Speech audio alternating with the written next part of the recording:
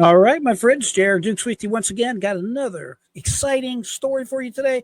This is an article that was taken from the Daily Signal. It's a recent article, and it's all about our friend Letitia James. Yes, that Letitia James, the current New York Attorney General who has been hammering President Donald Trump before he was president second time around. As we've been talking about in this program, she has some serious problems coming her way, and we're going to take a look at it right now.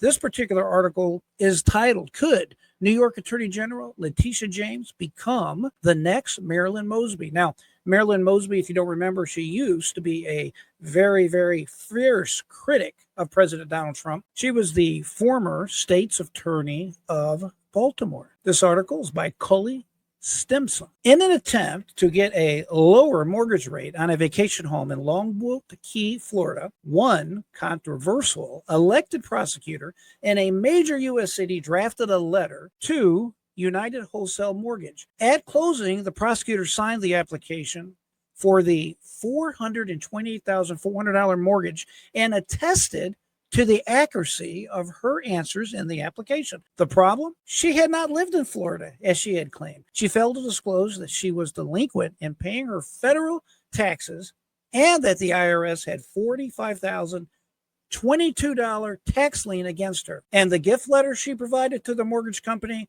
was also completely false. How about that, huh?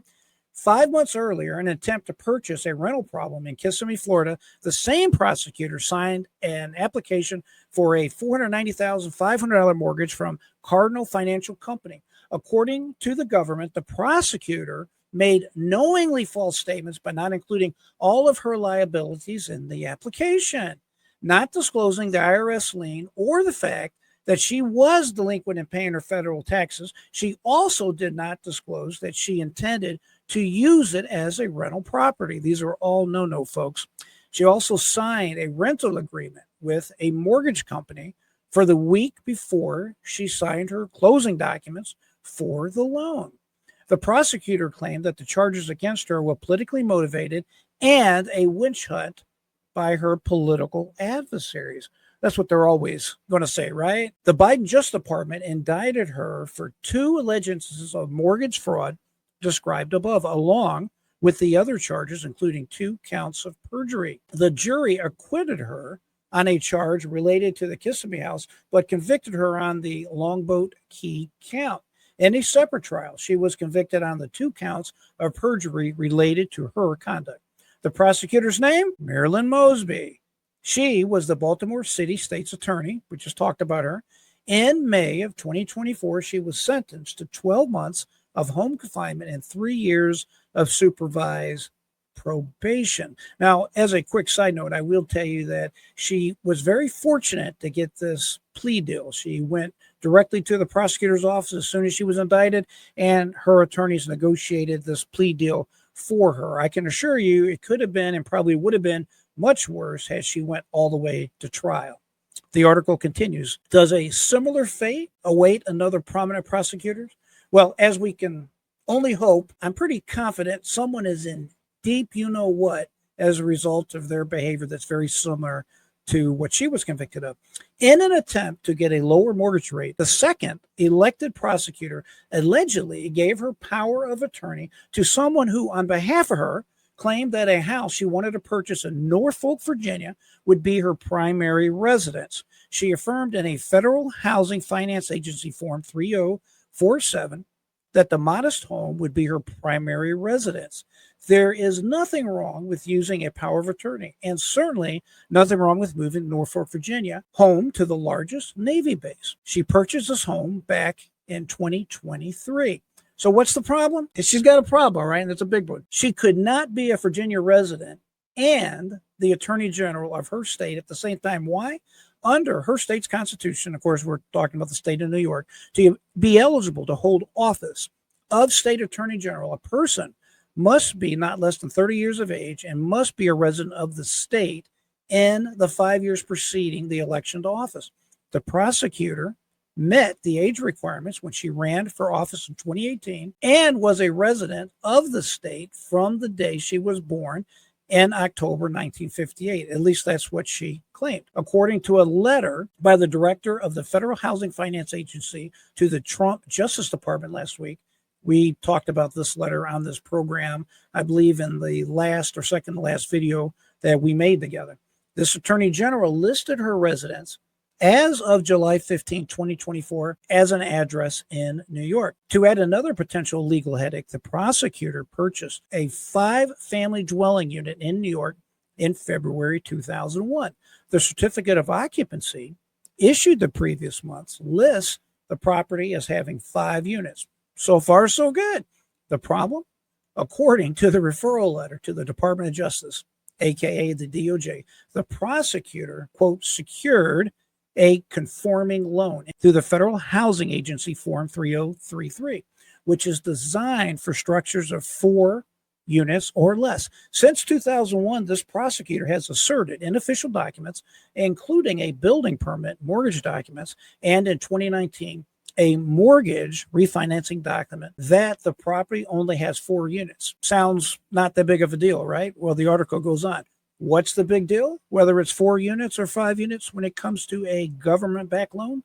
A lot. Building units that have 5 or more units usually require a larger down payment and include higher interest rates, sometimes as much as 1% higher, which can translate into hundreds or even thousands of dollars more per month. You don't have to be a lawyer to know that, but you will definitely know, you should know this if you're a state's attorney general. The second prosecutor is, of course, none other than our favorite New York Attorney General, Letitia James. Of course, I'm adding some commentary to this as we read through. This is the same Letitia James who, once elected, filed a fraud case against Trump for inflating the value of his real estate properties in order to receive better loan and insurance rates. We have went over on this program countless times.